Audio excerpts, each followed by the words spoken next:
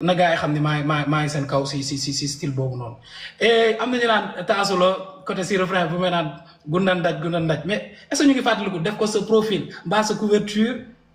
mais loolu rythme taasu la je veux pas dire que dama bëgg def taasu mais xam naa ni soo nee def ko sa profil mbaa sa couverture sénégalais bi da koy jàpp te rythmique sénégalais la donc il faut nga jox ko moom li mu moom et pourtant ça se limite au refrain mais ci couplet yi da ngay sentir day rap donc da ngay xam nooy defee sa direction xam nooy jaayee sa marchandise c'est juste ça il faut pas que ñu complexer parce que danaan taj sa gundan ndaj alors que fii lañ ko fekk on n'a même pas besoin de comprendre ce que ça veut dire mais rythmique la c'est la rythmique qui parle mais ça n'a pas besoin am sens mais rythmique bi boobu mooy wax ak yow y a un jour benn nit ne ma gars yi bu ñuy fecc en général fecc yi bees yi mujjee génn yëpp da ngay gis ñuy joxoñ boo seetloo gars yi dañuy joxoñ mais joxoñ boobu lal ku ko xam boo xoolee fecc yi léegi yu mujjee génn yëpp nii nga gars yi dañuy joxoñ nii wala ñu joxoñ nii wala ñu naan nii di def mais kan la ñuy joxoñ lan la ñuy wax